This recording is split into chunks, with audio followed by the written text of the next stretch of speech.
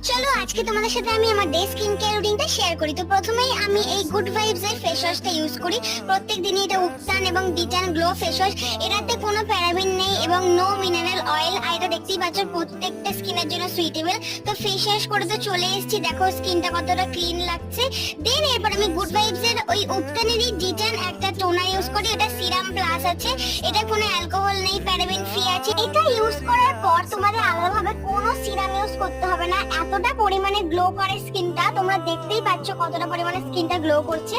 দেন good vibes এর একটা SPF 30 vitamin C এর সানস্ক্রিন আমি ইউজ করি। আজকে আমি যে কটা প্রোডাক্ট ইউজ করলাম না কেন, আর আমি সমস্ত প্রোডাক্টই ম্যাক্সিমাম সব প্যারাবেন ফ্রি বলো, অল স্কিন সুইটেবল এরকম ধরনের ইউজ করে থাকি, কারণ কোনটা কি শুট হবে কি না।